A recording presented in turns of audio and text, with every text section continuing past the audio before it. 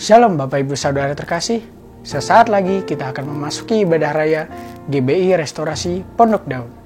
Diharapkan untuk tidak melakukan aktivitas lain dan selamat menikmati hadirat Tuhan. Tuhan Yesus memberkati.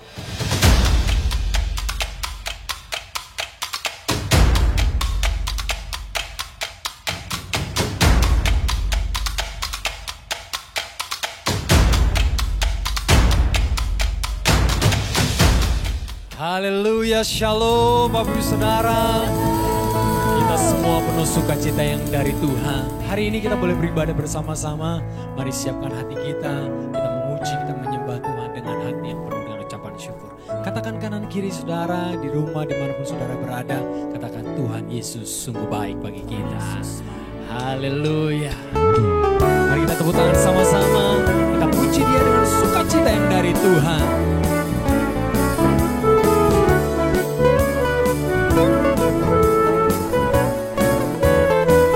Bersama katakan, Allah itu baik, sungguh baik bagiku. Ditunjukkannya kasih setianya, Dia menyediakan yang ku perlukan, menyatakan kebaikan, menyatakan kebaikan, menyatakan kebaikannya padaku. Sekali lagi katakan, Allah itu baik. Allah itu baik, sungguh baik bagiku. Ditunjukkannya kasih setianya, Dia menyediakan yang ku perlukan, menyatakan kebaikan, menyatakan kebaikan, menyatakan kebaikan berikannya padaku. Kasih setianya tak pernah berubah, dulu, sekarang, dan selamanya. Ajaiblah kuasa dalam namanya, Yesusku luar biasa. Kasih Tuhan tak pernah berubah bagi saudara dan saya. Haleluya. Mari bersuka cita bersama saudara. Dengan kuat katakan, Allah itu baik. Allah itu baik, sungguh baik bagiku.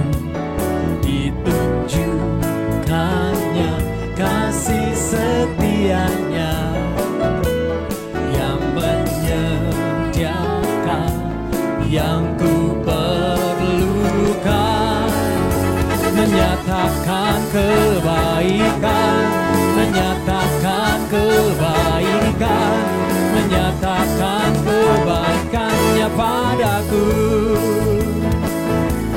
Kasih setianya tak pernah berubah, dulu, sekarang, dan selamanya. Ajaib kuasanya, lah kuasa dalam namanya, Yesusku luar biasa. Kasih setia, kasih tak pernah, dulu, sekarang, selamanya, dan selamanya.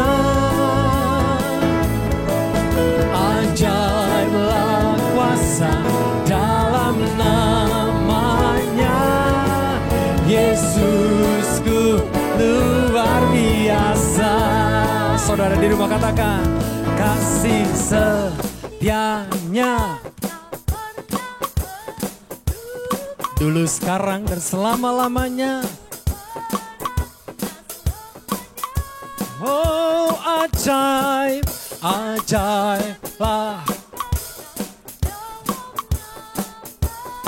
Yesusku, Yesusku luar biasa. Sambil tepuk tangan sama-sama, saudara. Kasih setianya tak pernah berubah, dulu, sekarang, dan selamanya. Ajaiblah kuasa dalam namanya, Yesusku luar biasa. Yesus, Yesusku luar biasa. Boleh angkat jempolnya buat Tuhan Yesus, saudara. Yesusku luar biasa. Haleluya. Kita beri sorak-sorai buat Tuhan Yesus yang baik dan kasihan. Terima kasih Tuhan. Terima kasih Tuhan, kami mengucap syukur buat hari ini Tuhan. Kau Allah kami yang luar biasa, Kau Allah kami yang baik, Kau Allah kami yang setia. Terima kasih Tuhan, terima kasih.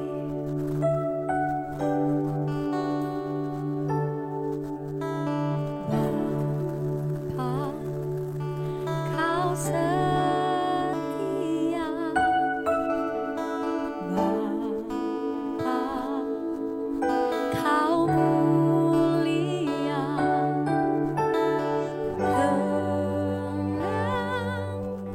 Tenanglah jiwaku.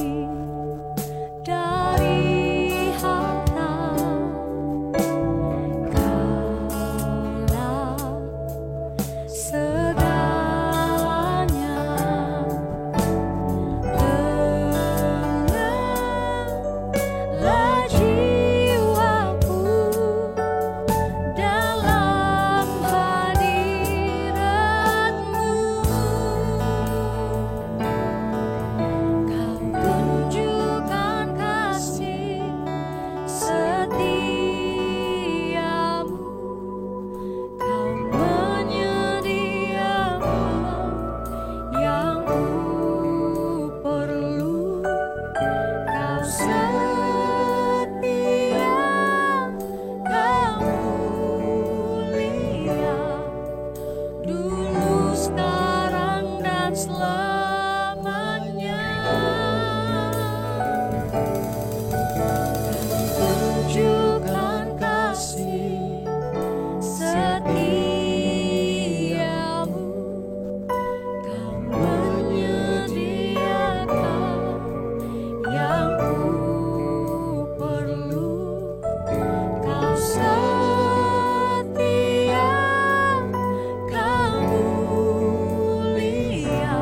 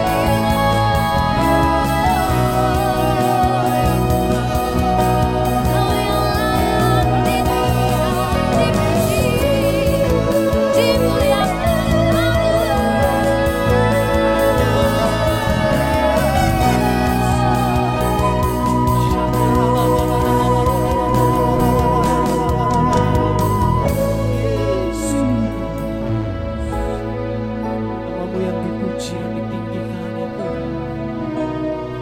Senap hati kami limpah dengan ucapan syukur. Kasih setiamu yang tak pernah berubah atas setiap kami. Kami buka hati kami. Kami mengangkat kedua tangan kami di hadapan-Mu ya Tuhan. Kami berikan hormat, berikan pujian. Kau yang mulia, Kau yang kudus ya Allah. Segala pujian dan syukur bagi-Mu, Allah yang mulia, kuduslah nama-Mu. Kaulah yang awal, yang akhir dari segalanya. Yesus, Kaulah pujian bagiku. Segala pujian dan syukur bagi-Mu, Allah yang mulia, kuduslah nama-Mu. Kaulah yang awal, yang akhir dari segalanya. Yesus, Kaulah pujian bagi-Mu. Segala pujian dan syukur bagi-Mu, Allah yang mulia, kudus, hanya nama-Mu. Awal yang akhir dari segalanya. Yesus, Kaulah pujian bagiku. Mari tinggikan Dia, Allah yang hidup. Pujian dan syukur bagi-Mu, Allah yang mulia, kuduslah nama-Mu. Kaulah yang awal, yang akhir dari segalanya. Yesus, Kaulah pujian bagi. Katakan segala pujian dan syukur bagi-Mu,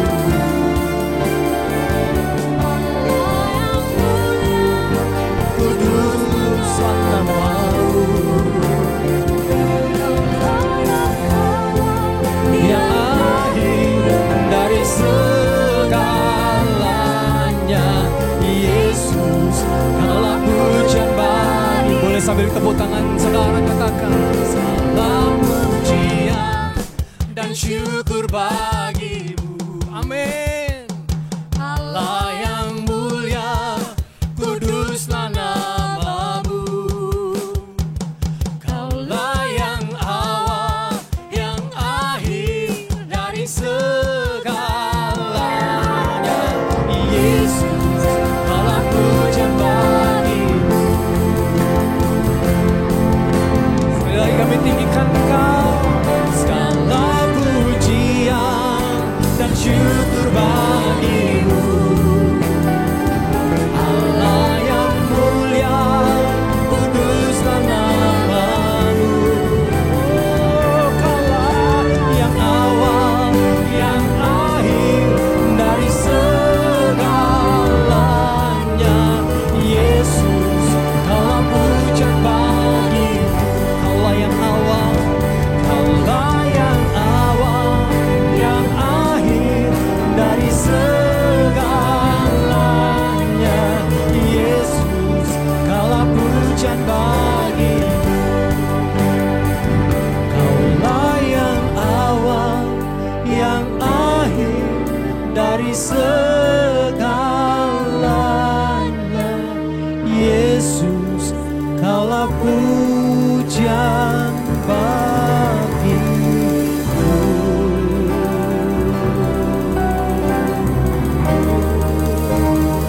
Kau Yesus.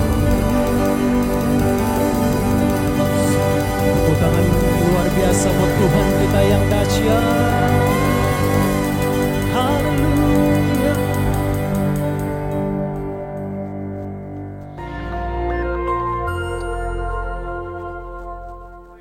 Shalom saudara, pandemi adalah suatu penyakit yang menyebar ke seluruh dunia dan mengakibatkan kematian dalam jumlah yang besar.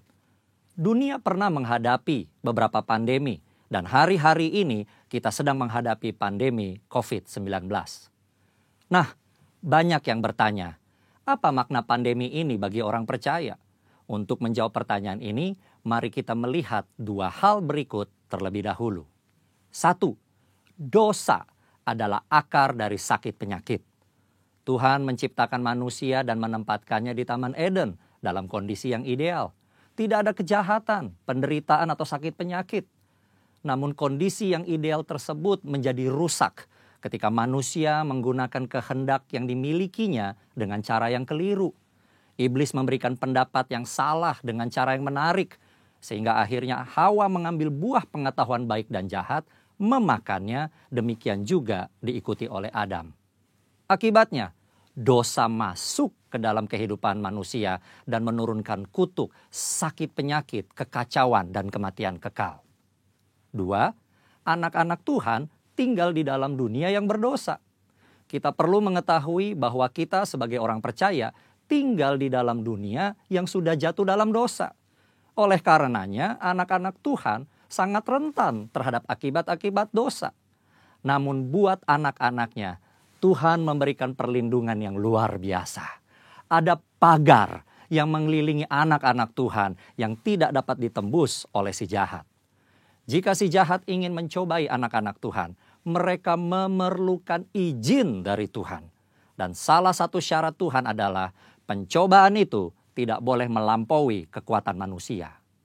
Kita harus ingat, diberikan izin atau tidak, itu adalah kedaulatan Tuhan. Pada hari-hari ini, iblis terus bekerja untuk meningkatkan pencobaan guna mengacaukan manusia. Sehingga manusia tidak fokus pada Tuhan dan rencananya. Melalui berbagai hal, termasuk COVID-19, iblis bekerja membuat manusia takut, kacau, dan hanya berfokus menyelamatkan diri secara fisik. Di dalam hikmatnya yang tinggi dan tidak terselami oleh manusia, Tuhan mengizinkan virus itu ada. Nah, berdasar dua hal tersebut, kini kita akan melihat kehidupan Ayub agar mengerti makna pandemi bagi kehidupan orang percaya. Saudara, Ayub dicatat sebagai orang yang saleh, jujur, takut akan Tuhan, dan menjauhi kejahatan. Tuhan memberkati Ayub dan segala usahanya. Ternaknya berkembang biak mencapai ribuan. Ayub diberkati dengan 7 anak laki-laki dan 3 anak perempuan. Semua berjalan dengan baik, sampai suatu hari Ayub mengalami hal yang tidak menyenangkan. Semua anaknya mati, ternaknya habis, dan tubuhnya menderita penyakit bara. Ayub begitu menderita kesakitan sampai-sampai mengutuki hari kelahirannya. Ayub tidak tahu apa yang terjadi di hadapan Tuhan. Ayub 2 ayat 1 mencatat, pada suatu hari datanglah anak-anak Allah menghadap Tuhan, dan di antara mereka datang juga iblis untuk menghadap Tuhan. Iblis datang menghadap Tuhan dan meminta untuk mencobai Ayub. Tuhan mengizinkan hal itu karena Tuhan tahu bahwa Ayub dapat mengatasinya. Tuhan mengizinkan pencobaan ini adalah untuk menguji motivasi, memurnikan, dan menghasilkan pertobatan. Pada akhirnya tujuan Tuhan tercapai ketika Ayub berkata, hanya dari orang saja aku mendengar tentang engkau, tetapi sekarang mataku sendiri memandang engkau. Oleh sebab itu, aku mencabut perkataanku dan dengan menyesal aku duduk dalam debu dan abu. Ayub bertobat dan masuk dalam suatu dimensi rohani yang baru dalam hidupnya. Saudara, dari mempelajari apa yang dihadapi Ayub, maka ada 3 hal yang Tuhan kehendaki dari penyakit atau pandemi yang menimpa kita orang percaya. Yaitu, 1. Tuhan menghendaki kita orang percaya memiliki motivasi yang benar dalam mengiring dan melayani Tuhan. 2. Tuhan menghendaki kita orang percaya menjadi orang-orang yang murni. Jika diibaratkan emas, Tuhan tidak menghendaki emas 23 karat. Tuhan mau emas 24 karat. 3. Tuhan menghendaki kita bertobat, berbalik dari jalan-jalan yang jahat, dan bergantung hanya kepada Tuhan. Kesimpulannya, Tuhan yang kita sembah dan layani adalah penguasa yang maha tinggi. Tuhan yang berkuasa atas segala sesuatu. Tuhan memiliki banyak cara untuk membawa umatnya hidup dalam persekutuan yang indah. Pencobaan yang diizinkan oleh Tuhan ada dalam pertimbangan hikmat Tuhan yang sungguh alangkah dalamnya. Tuhan pasti akan memberikan jalan keluar dari pencobaan tersebut. Dan pada akhirnya kita semua masuk ke dalam dimensi yang baru. Tuhan Yesus memberkati. Amin.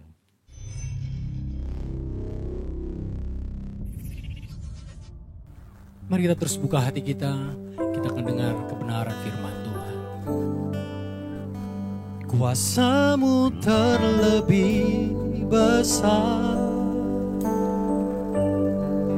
Tuhanku terlebih besar, tak pernah terlambat janji-Mu ya Tuhan, menolong hidupku. Kuasa-Mu terlebih besar, Tuhanku terlebih besar, tak pernah terlambat janji-Mu ya Tuhan, pulihkan hidupku. Saudara katakan, kuasa-Mu terlebih besar, kuasa-Mu terlebih.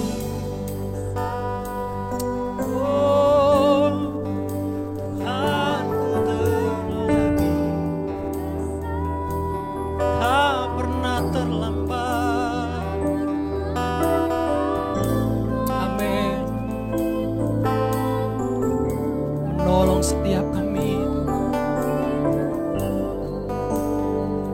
kuasa-Mu Tuhan,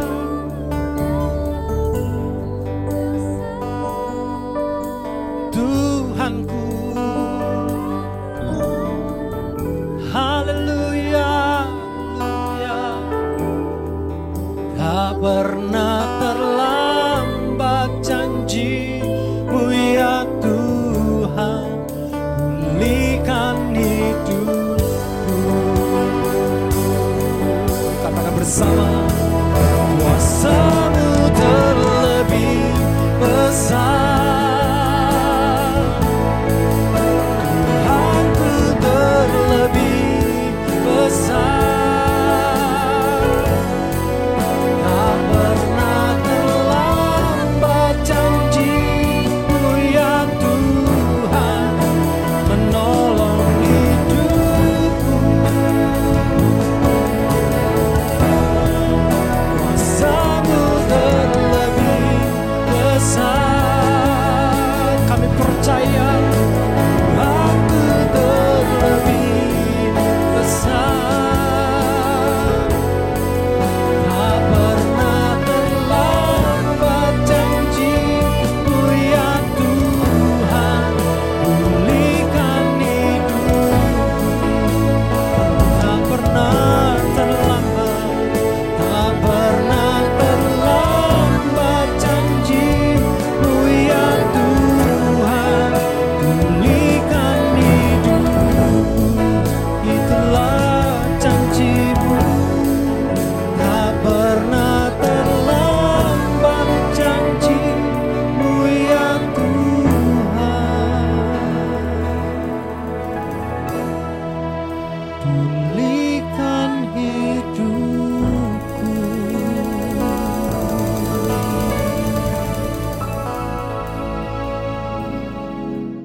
Shalom, Bapak Ibu Saudara si Tuhan, apa kabar? Saya percaya setiap kita dalam keadaan yang baik, yang luar biasa.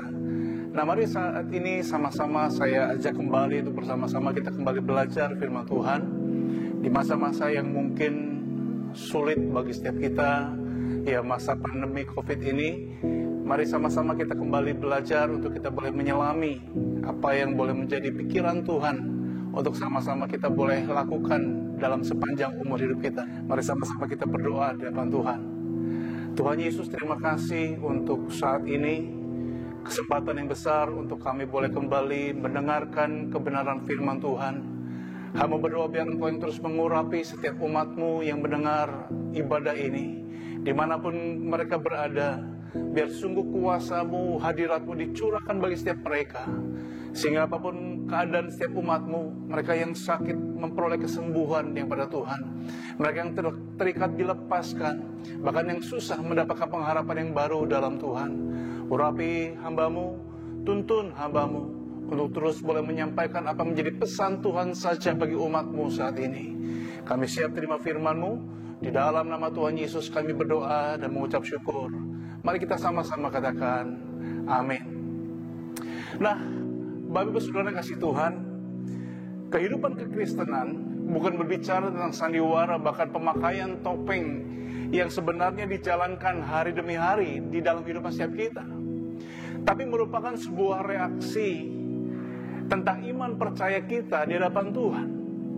Saudara, saya meneliti satu kata yang sebenarnya seringkali didengar oleh banyak orang. Bahkan Bapak Ibu Saudara pasti pernah mendengar, bahkan melihat acara-acara di televisi yang diberikan judul reality show, ya, di mana definisi dari perkataan ini ternyata sesuatu yang mungkin Bapak Ibu Saudara pada waktu mendengarnya, kita mungkin berkata bahwa ini sesuatu definisi yang biasa.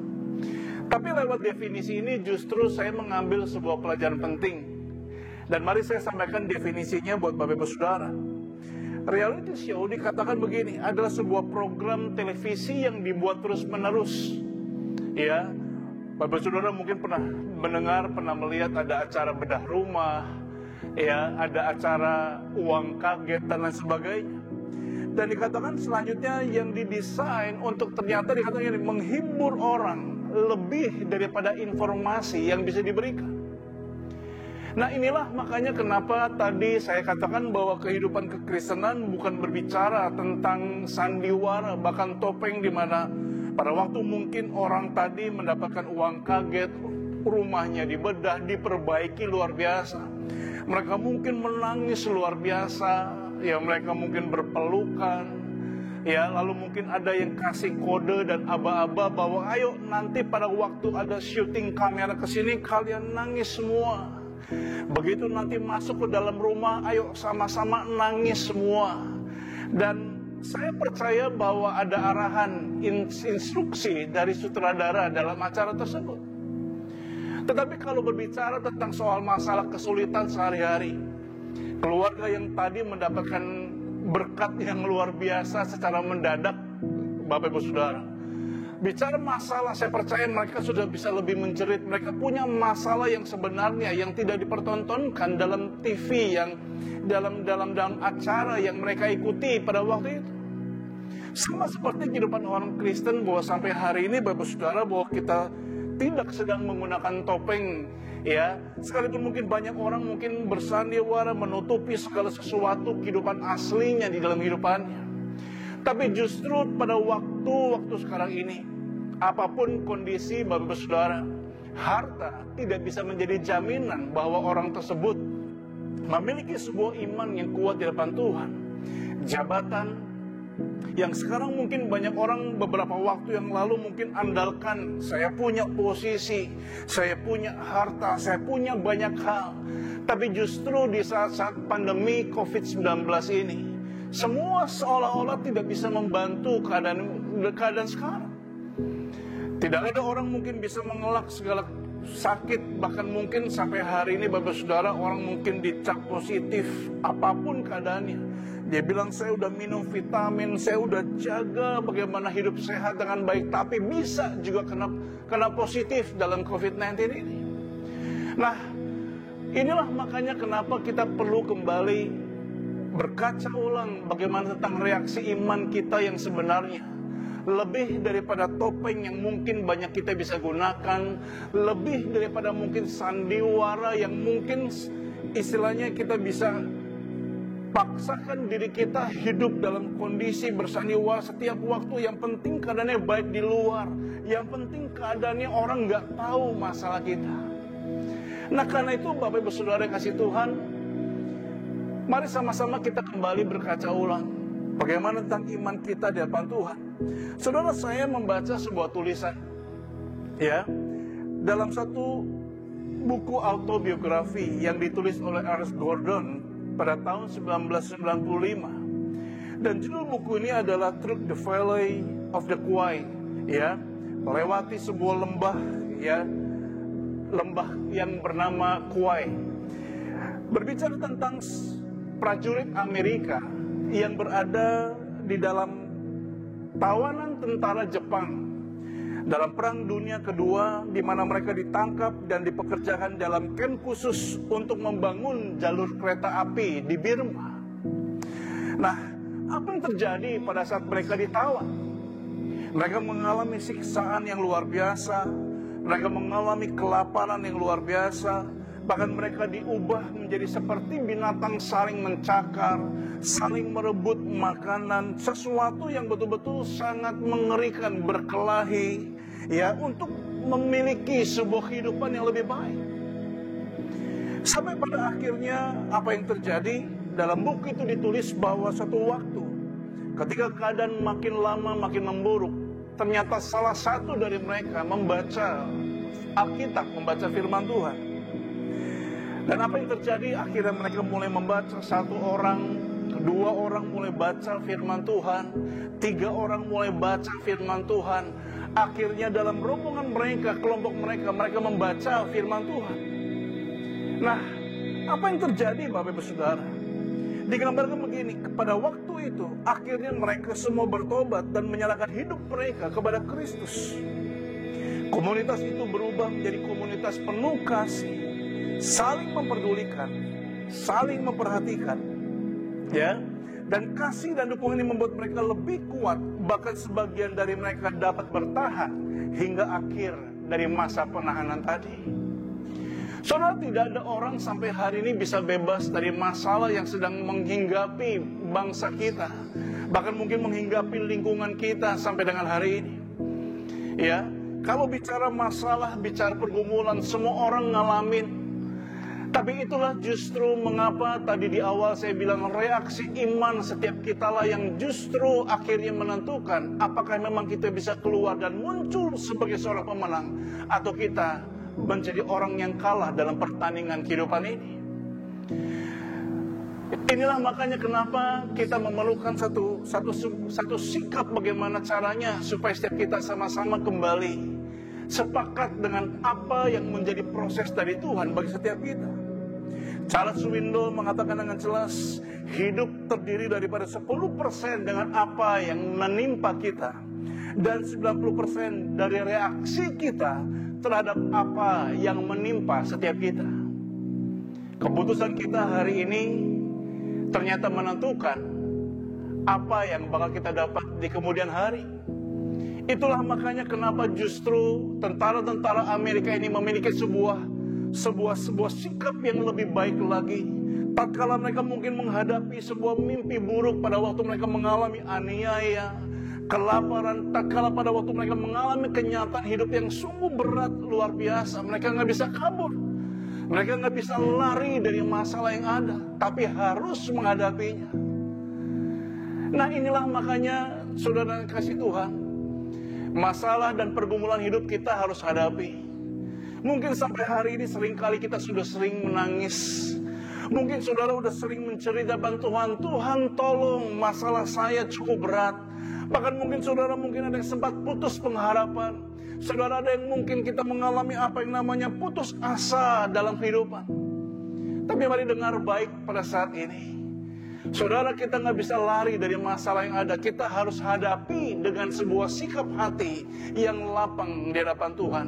Kita harus menjalaninya dengan sebuah pikiran yang benar di hadapan Tuhan.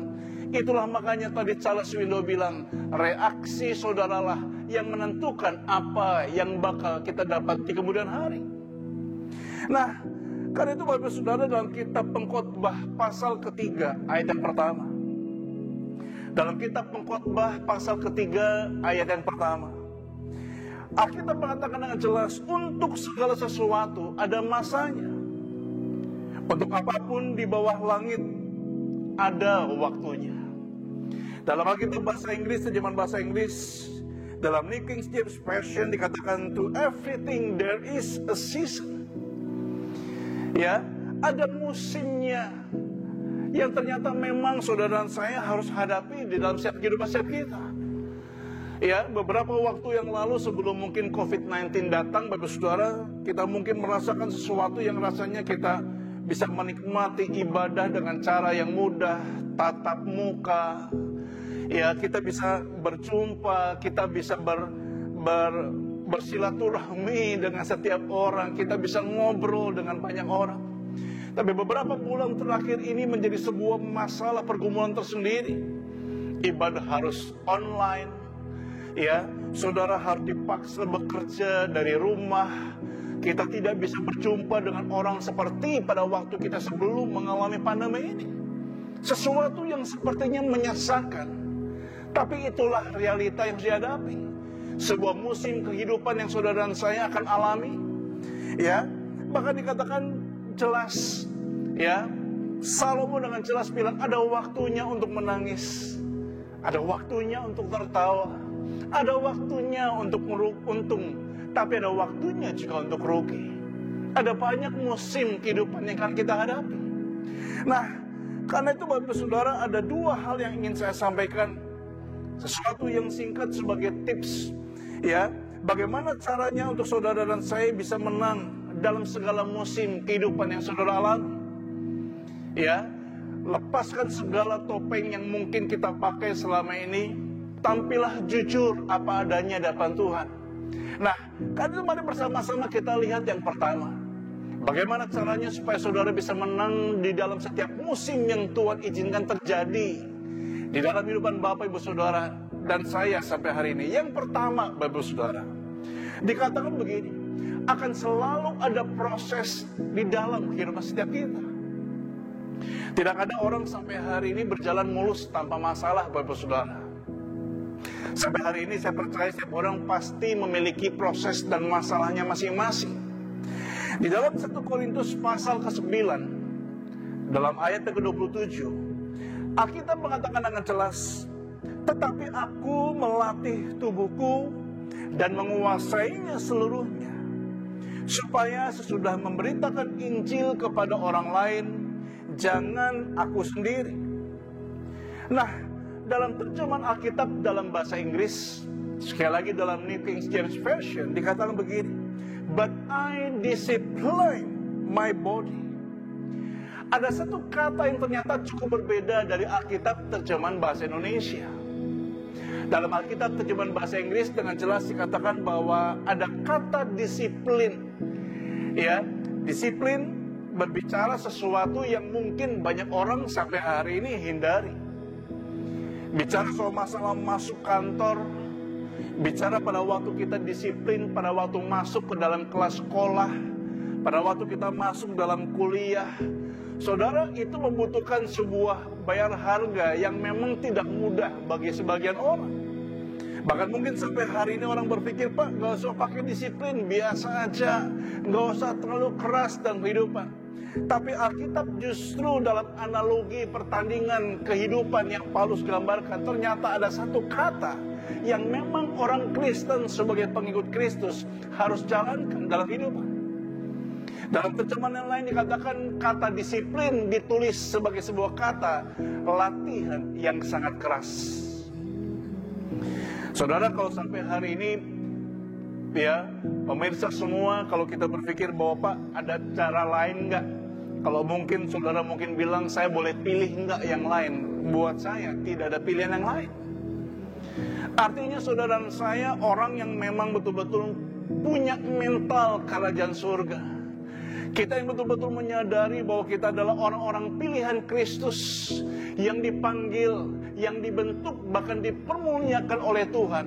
Mau tidak mau, saudara dan saya memang harus masuk ke dalam sebuah latihan yang keras.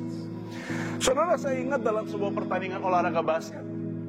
Saudara, setiap seorang pelatih pasti memiliki sebuah mata yang cukup luar biasa ketika dia melihat potensi seorang atlet yang dilatihnya.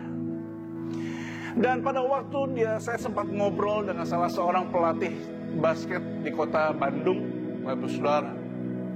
Pada waktu saya ngobrol, Bapak Saudara, dia perhatikan salah satu atlet, dia bilang, "Pak, ini potensinya luar biasa. Cara larinya berbeda, cara nge-shoot bolanya berbeda, potongan tubuhnya berbeda. Artinya dia bisa punya proyeksi yang luar biasa, matanya karena mata seorang pelatih." Tapi langsung saya mulai bertanya, gimana tentang masa depannya? Kalau tadi pelatih coach bilang bahwa dia punya masa depan yang luar biasa, bagaimana caranya supaya jadi dan berhasil seperti apa yang coach bilang? Tiba-tiba coach tadi bilang dengan jelas, ya, dia bilang begini, jelas, ya, ada banyak hal, ada banyak poin yang memang harus dicapai. Tapi justru itulah makanya nomor satu, pelatihnya bilang begini, nomor satu, kalau memang si atlet ini pingin mencapai sebuah hasil yang maksimal, pada waktu dia sudah latihan setiap hari, dia mungkin udah datang bolak-balik ke tempat latihan, ya, dan mau berhasil mencapai kemaksimalan sebagai karirnya sebagai seorang atlet, nomor satu yang dia bilang ini, attitude-nya harus bagus.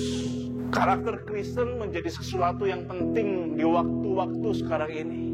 Sebagai pengikut Kristus, sebagai hamba-hamba Tuhan, di mana orang sampai hari ini akan terus melihat bagaimana wujud aslinya kita pada waktu kita kedapatan punya predikat sebagai seorang hamba Tuhan. Inilah justru poin nomor satu yang coach tadi bilang, attitude-nya harus bagus, gak boleh sombong, ya, gak bisa menang sendiri, harus bisa berbagi bola dengan teman-teman satu timnya. Kalau kalah ditanggung bersama, kalau menang pun ditanggung bersama. Semua menikmati bagian sebagai tim daripada klub atau mungkin dalam perkumpulan olahraga basket. Sampai akhirnya justru betul-betul kita menyadari bahwa satu waktu, sekalipun mungkin ada orang bolak-balik, mungkin skillnya jago luar biasa, shooting 3 point-nya selalu masuk, Bapak Saudara. Mari saya mau bilang, Bapak Saudara, belum tentu orang tadi bisa mencapai sebuah kemaksimalan yang luar biasa sebagai seorang atlet. Itulah makanya, Bapak Saudara, apa yang Paulus pernah sampaikan ketika dia menyinggung bagaimana kehidupan orang Yahudi yang mungkin istilahnya mungkin bolak-balik masuk bait suci. Bagaimana dia menceritakan bagaimana kehidupan nenek moyangnya dalam kitab Roma pasal ke-10. Mereka rasanya hafal semua kitab Taurat. Mereka mungkin sudah melakukan banyak hal dari apa yang dituliskan dalam kitab Taurat. Tapi justru mereka kedapatan tidak mengenal Allah dengan sebenarnya karena mereka membangun pemikiran mereka sendiri. Itulah makanya nomor satu, saudara kasih Tuhan, ada bayar harganya. Ada kerja keras yang memang saudara dan saya perlu lakukan untuk bisa mencapai sesuatu kemaksimalan dalam hidup saudara dalam Tuhan, menang dalam setiap pertandingan. Nah, hal yang kedua, coachnya bilang begini, Pak, nomor 2 selain attitude yang pertama, dia tahu betul tujuan hidupnya mau kemana. Ya, bukan karena ada latihan datang, nggak ada latihan, hidupnya bebas, nggak pernah latihan pribadi, nggak coba untuk dia dribble sendiri bola, ya, dia malas-malasan sampai kapanpun tidak bisa. Sampai akhirnya dibilang nomor 1 dalam poin yang kedua, dia bilang harus fokus, makanya fokusnya jelas latihan terus, punya semangat yang luar biasa. Mau disuruh push up, mau disuruh lari berapa keliling, dia akan lari luar biasa. Dan yang terakhir sebenarnya bicara soal masalah jalan Tuhan yang Tuhan bukakan untuk karir sebagai seorang atlet. Tahu betul apa yang menjadi tujuannya dalam perjalanannya sebagai seorang atlet. Tahu betul tujuan Bapak Ibu Saudara dalam kita mengiring Tuhan. Apakah cukup puas dengan keadaan sekarang karena saudara mengalami berkat yang luar biasa, punya jabatan yang luar biasa, melayani pekerjaan Tuhan, bahkan kita mungkin bisa sumbang gereja di tempat di mana saudara beribadah. Tidak salah memang. Tapi adalah lebih penting ketika saudara dan saya memahami tujuan yang sebenarnya dalam kita mengiring Tuhan. Apakah kemuliaan Tuhan atau kemuliaan pribadi setiap kita yang kita tonjolkan. Bahkan hal yang ketiga, dikatakan begini, ada korbannya, ada bayar harganya. Ya, hujan-hujanan mungkin harus datang. Ya, dia harus mungkin kemana latihan, tempat latihan pindah, dia harus kejar. Mungkin dia dimarahin sama coachnya, atletnya harus diam saja, nurut apa yang coachnya bilang. Mungkin gayanya berbeda, tapi coachnya bilang gak bisa begitu. Rasanya ada banyak konflik terjadi dalam hidupannya. Tapi kalau dia tahu, mengerti tentang arti kata attitude, bahkan dia mengerti tentang tujuan kemana dia bakal pergi, dia pasti akan menjadi orang yang mudah membayar harganya. Ketika saudara dan saya memahami betapa besar kasih Tuhan yang Tuhan korbankan buat saudara, ketika mungkin Bapak Ibu Saudara mengerti bahwa ternyata begini, kita adalah anak-anaknya yang dibela, dilimpahi dengan kasihnya, yang betul-betul mengalami anugerah kasih karunia Tuhan yang luar biasa. Mari saya sampaikan buat Bapak Ibu Saudara, saudara akan betul-betul mau tanpa dipaksa untuk saudara membayar harganya, memikul salibnya, menjaga pikiran kita, perkataan kita, sikap hidup kita setiap hari, untuk kita bisa menjadi berkat bagi banyak orang. Bahkan yang keempat dikatakan menguasai pikiran, memiliki mental pikiran seorang juara. Saudara, tidak ada atlet yang bilang begini, hari ini saya bertanding, menang syukur, enggak juga enggak apa-apa, enggak ada. Setiap atlet yang siap untuk bertanding, ketika mungkin orang bertanya bagaimana pertandingan hari ini, saya akan usahakan semaksimal mungkin, saya mencoba untuk saya jadi juara. Ya, setiap masing-masing orang bisa punya prediksi bagaimana tentang pertandingan kehidupannya. Bagaimana dengan saudara untuk kita bisa menang dalam pertandingan ini? Ya, mungkin seringkali itu yang saya bilang di awal, seringkali kita coba tutupi segala kelemahan setiap kita.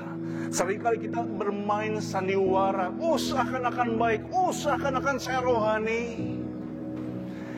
Tapi mari bersama-sama kita sadari, proses pasti ada. Mari jujur apa adanya, supaya saudara dan saya sama-sama diperlengkapi, diisi ulang oleh pikiran, oleh perasaan Kristus dalam setiap kita. Saudara ingat, semakin kita berserah diri, semakin kita hilang diri kita, semakin kita zero kehidupan setiap kita. Seperti dalam kitab Galatia berkata jelas, bukan lagi aku yang hidup, tapi Yesus yang hidup dalam saudara. Saya percaya bersama dengan Tuhan, kita pasti bisa menang menghadapi pertandingan hidup kita. Yang kelima, dikatakan ada komitmen yang kuat. Saudara nggak mungkin bisa berhasil kalau kita nggak punya komitmen sebagai seorang atlet. Saudara nggak mungkin bisa berhasil mencapai akhir kehidupan saudara, menang dalam pertandingan kalau kita tidak punya komitmen di hadapan Tuhan. Mulailah dengan doa saudara. Mulailah dengan saat teduh kita dalam kita membaca firman Tuhan setiap hari. Mulailah kita berbagi hidup dengan banyak orang. Mulailah kita komitmen untuk sama-sama kita membangun ibadah dengan sesama saudara setiap kita. Tidak mungkin saudara dan saya bisa mencapai sebuah kehidupan yang maksimal tanpa komitmen yang jelas di hadapan Tuhan. Bahkan yang terakhir, yang keenam, coach tadi bilang dengan jelas, Pak, kalau mau jadi atlet yang berhasil, kalau mau mencapai sebuah hidup yang maksimal di dalam kehidupan sebagai seorang atlet, yang terakhir dia tutup begini, siap untuk gagal, siap untuk kalah. Artinya setiap pertandingan, saudara mungkin mengalami proses yang berat. Setiap pertandingan, setiap atlet belum tentu dia jadi juara terus. Tapi justru pada waktu dia udah yakin bahwa saya pasti menang dan ternyata mungkin hasilnya berbeda. Seringkali kita temukan ada orang bilang, udah deh, kayaknya memang saya bukan panggilannya sebagai atlet begini, pindah cabang olahraga yang lain. Udah deh, saya udah kalah terus 3 kali berturut-turut, kayaknya saya bukan jadi atlet yang bagus untuk diandalkan, saya mundur saja. Saudara, sewaktu-waktu saudara dan saya pasti bisa mengalami hantaman, badai kehidupan yang saudara dan saya nggak bisa ngelak. Seperti contohnya dalam pandemi COVID ini, berapa banyak orang yang mengalami kerugian, ekonomi terpuruk, keluarga hancur, ya bahkan mungkin kita rasa udah nggak ada lagi harapan buat hidup. Tapi justru di saat-saat inilah keputusan saudara untuk sama-sama kita selalu mengandalkan Tuhan, selalu beriman kepada Tuhan, sangat dibutuhkan waktu sekarang ini. Ya, sekalipun rasanya sulit, orang terima kegagalan, orang terima kekalahan, saudara ada yang sampai nangis. Mungkin poinnya hanya beda setengah bola, apapun Bapak Saudara reaksinya. Dan mari saya katakan buat Bapak Saudara, apapun situasi Bapak Saudara dengar baik. Sekalipun mungkin saudara gagal, mengalami keterpurukan, saudara mungkin mengalami masalah yang berat, ingat baik, Tuhan tidak pernah meninggal saudara.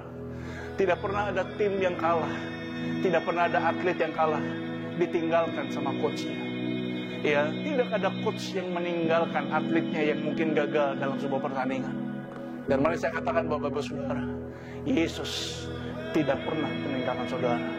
Tuhan tidak pernah meninggalkan biji matanya sendiri. Hal kedua yang terakhir, yang pertama kita pelajari bahwa ada proses, selalu ada proses dalam hidup setiap kita. Tapi hal yang kedua yang terakhir, ada janji penyertaan Tuhan dalam hidup setiap kita. Ya, ada janji Tuhan, Dia akan menyertai saudara selama-lamanya. Itulah Immanuel, itulah Allah Immanuel yang luar biasa. Seringkali masalah menutupi segala pandangan rohani kita dalam kita mengiring Tuhan. Dan kita rasa-rasanya Tuhan udah jauh deh. Saya doa gak rasa apa-apa. Ya, saya doa rasanya udah mentok, rasanya itu langit jadi tembaga. Apapun pandangan Bapak Saudara. Nanti mari saya mau katakan buat Bapak Ibu Saudara, Tuhan tidak pernah menilai saudara. Dia adalah Allah yang setia bagi setiap kita. Seringkali kita nggak rasa karena mungkin perasaan setiap kita. Seringkali kita nggak rasa karena kita lebih fokus kepada masalah lebih daripada kepada Tuhan. Nah, dalam kitab Yeremia pasal 24 ayat 5 sampai dengan ke-6. Yeremia pasal yang ke-24 ayat ke-5 sampai dengan ayat yang ke-6. Alkitab mengatakan dengan jelas, beginilah firman Tuhan Allah Israel, sama seperti buah ara yang baik ini. Demikianlah aku akan memperhatikan untuk kebaikannya orang-orang Yehuda yang kubawa dari tempat ini ke dalam pembuangan, ke negeri orang-orang Kasdim. Maka aku akan mengarahkan mataku kepada mereka untuk kebaikan mereka. Dan aku akan membawa mereka kembali ke negeri ini. Dan dikatakan aku akan membangun mereka, bukan meruntuhkannya. Aku akan menanam dan bukan mencabutnya. Saudara, masa pembuangan bagi orang-orang Israel ke negeri orang Kasdim merupakan sebuah mimpi buruk yang luar biasa. Tidak ada orang senang dijajah. Tidak ada orang senang berada di bawah sebuah penindasan. Tapi justru perhatikan apa yang Tuhan bilang. Kesannya Allah jahat luar biasa. Kesannya Tuhan itu nggak adil sama orang-orang Israel. Tapi justru apa yang Tuhan bilang dikatakan dengan jelas. Aku akan memperhatikan untuk kebaikannya orang-orang Yehuda yang kubawa dari tempat ini ke dalam pembuangan. Aku akan mengarahkan mataku kepada mereka. Dikatakan bahwa dan ada janji Tuhan yang luar biasa. Aku akan bawa kembali mereka ke tempat begini. Inilah musim yang saudara dan saya sedang alami di waktu sekarang ini. Yang rasanya mungkin saudara bilang, Pak enggak kuat, Pak enggak tahan, Pak menghadapi semua badai yang terjadi. Pak enggak sanggup, Pak, apapun yang menjadi jeritan Bapak Ibu Saudara di waktu-waktu sekarang ini. Mari saya mau katakan Bapak Ibu Saudara, mata Tuhan tertuju kepada setiap saudara. Ada janji Tuhan yang bakal Tuhan bilang bagi saudara, saya akan bawa kembali bangsa ini kembali ke dalam tanah yang sudah saya kasih. Ada mungkin proses yang terjadi, ada mungkin sekolah yang Tuhan ingin terjadi bagi setiap saudara dan saya, yang rasanya mungkin menyakitkan. Seperti seorang atlet yang pada waktu disuruh latihan yang keras, ayo kamu push up, ayo kamu latihan, ayo kamu lakukan bagian ini. Saudara mungkin menjerit, aduh sakit sekali, aduh aku gak kuat luar biasa. Jangan pernah berhenti dan jangan pernah mundur Bapak Saudara. Dalam kitab Mazmur pasal 94 ayat 12 sampai 13. Berbahagialah orang yang kau hajar ya Tuhan, dan yang kau ajari dari Taurat-Mu. Terjemahan dalam Alkitab bahasa Inggris dengan jelas dikatakan, blessed is the man whom you instruct. Berbahagia orang yang mengikuti arahan bahkan tuntunan Tuhan. Ya, oh Lord, and teach out of your law. Orang yang selalu belajar, dituntun oleh hukum-hukumnya Tuhan. Dalam ayat 13 dikatakan dengan jelas, untuk menenangkan dia terhadap hari-hari malapetaka sampai digali lubang untuk orang fasik. Ini yang luar biasa. Terjemahan dalam Alkitab bahasa Indonesia, Mazmur pasal 94 ayat 13 dikatakan, untuk apa saudara? Terjemahan bahasa Indonesia dikatakan, untuk menenangkan dia terhadap hari-hari malapetaka. Tapi dalam Alkitab bahasa Inggris dikatakan dengan jelas, that you may give him rest. Bagi banyak orang sampai hari ini, orang di luar sana, ini masa-masa menyakitkan, betul. Sampai kita pun kita mengalami masa-masa yang menyakitkan. Tapi justru di masa-masa badai itu, Alkitab mengatakan jelas, ada sebuah rest, ada sebuah ketenangan, ada sebuah damai yang Tuhan beri pada waktu saudara mengalami pergumulan dalam hidup. Saudara, ini yang mungkin sampai hari ini orang mungkin bilang, Pak, mana mungkin lagi masalah jelas kok, gimana bisa caranya punya damai, gimana caranya bisa punya sukacita, bagaimana caranya bisa punya ketenangan dalam hadirat Tuhan. Bisa, Bapak Saudara. Gimana caranya? Ayat yang terakhir, Matius pasal 11 ayat ke-28 sampai 29. Matius pasal ke-11 ayat 28 sampai dengan 29. Ya, mari sama-sama kita lihat dalam ayat ini, dalam Matius pasal yang ke-11 ayat yang ke-28 sampai 29. Satu ayat yang familiar terdengar di telinga Bapak Ibu Saudara. Alkitab bilang, marilah kepadaku semua yang letih lesu dan berbeban berat, aku akan memberikan kelegaan padamu. Sampai dengan ayat 28, semua orang pasti suka, Bapak Saudara. Ini ayat favorit saya. Ya, pada waktu kita punya masalah, kita datang di hadapan Tuhan, Tuhan akan kasih kelegaan kepada setiap kita. Wah, luar biasa. Ini yang saya mau. Saya pun mau, Bapak Saudara. Tapi Tuhan gak pernah ngomong sepotong. Ayat 29 dikatakan dengan jelas. Apa, Bapak Saudara? Baca sama-sama. Matius pasal 11 ayat ke-29 dikatakan dengan jelas. Pikulah kuk yang kupasang. Stop dulu sampai di sini. Saudara, kelegaan yang Tuhan kasih ternyata ada caranya. Sekalipun saudara bilang, Pak, kita hidup karena kasih karunia, kita hidup karena anugerah, betul Bapak Saudara. Tapi ada satu bagian, satu waktu saudara saya perlu melakukan bagian kita dengan benar di hadapan Tuhan. Sebuah sikap hati yang benar di hadapan Tuhan. Sebuah persepsi, bahkan pikiran yang benar di hadapan Tuhan. Apa itu? Ternyata dikatakan begini, ada kuk yang memang saudara dan saya harus pasang.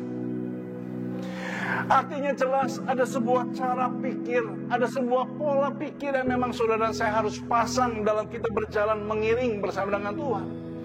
Kuk berbicara sebuah beban yang dipasangkan ke dalam pundak saudara. Dan di sebelahnya kalau diibaratkan sebuah gerobak yang ditarik oleh 2 ekor sapi. Yang satu kecil, yang satu besar. Dan yang besar kita tahu itu adalah Yesus.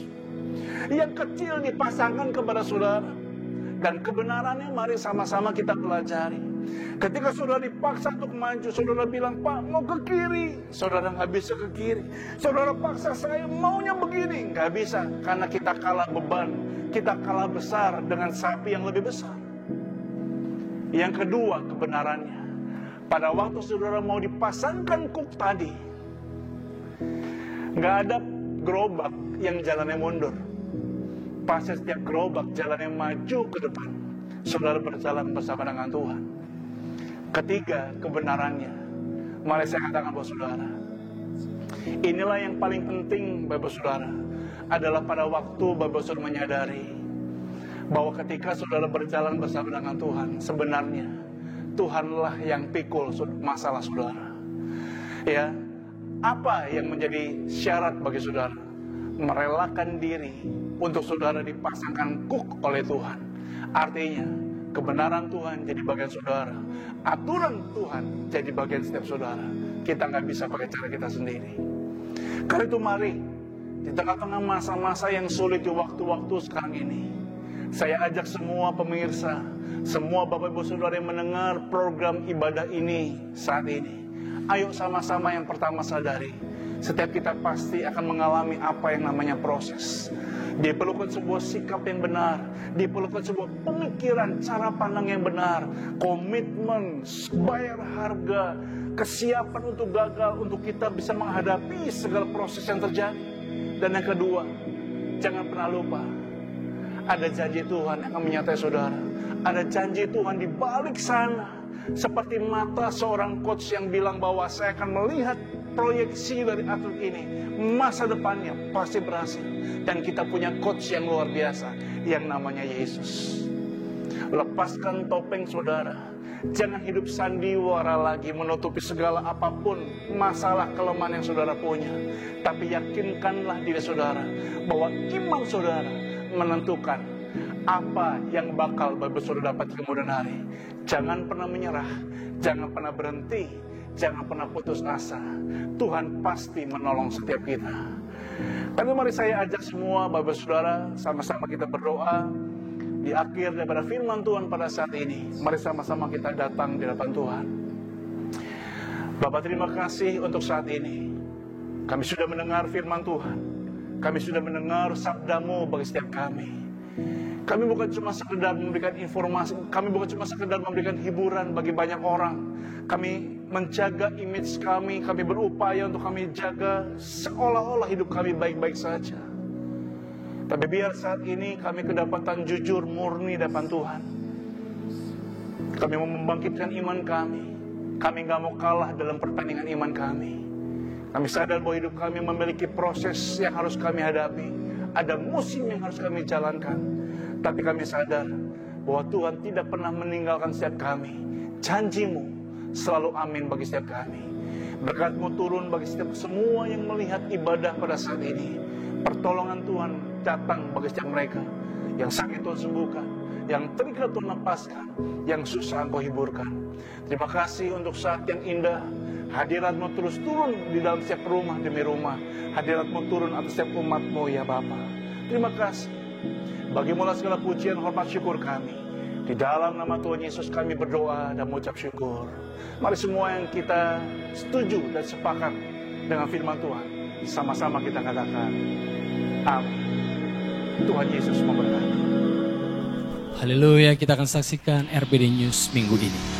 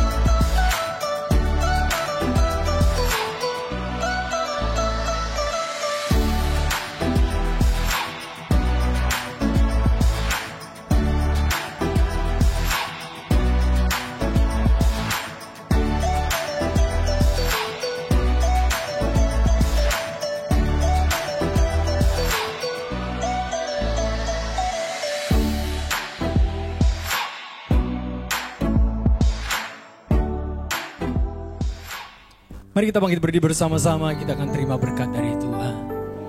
Kiranya Engkau memberkati aku berlimpah-limpah dan memperluas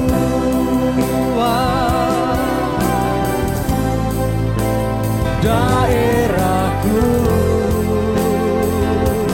Ini doa kami Tuhan. Dan kiranya tangan-Mu menyertai aku dan melindungi aku daripada malapetaka, sehingga kesakitan tidak menimpa aku. Mari angkat kedua tangan saudara, katakan kiranya Engkau memberkati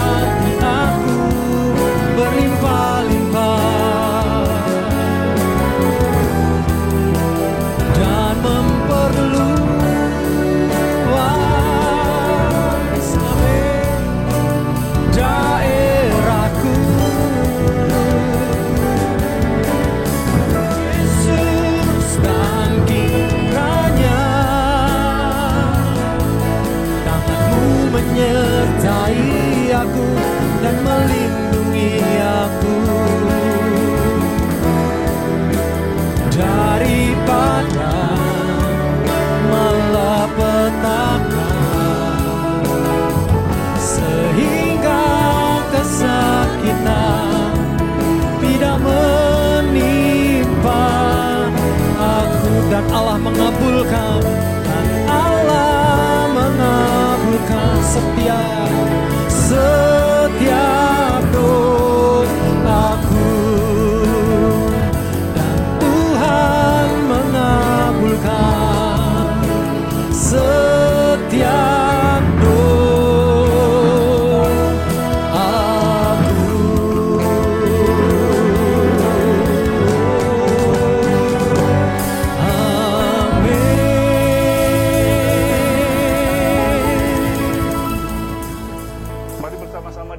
daripada ibadah ini, saya ajak untuk sama-sama semua Bapak Saudara kita arahkan hati kita, kita angkat kedua tangan kita untuk siap menerima berkat yang dari Tuhan. Kekasih-kasih Tuhan, pulanglah, terimalah berkat yang berlimpah daripada Allah Bapa dan cinta kasih yang sempurna daripada Tuhan Yesus. Persekutuan, penghiburan, bahkan pengurapan kuasa Roh Kudus sejak saat ini bahkan sampai selama-lamanya. Mari kita yang sudah menerima berkat Tuhan, bersama-sama kita katakan amin. Tuhan Yesus memberkati setiap kita.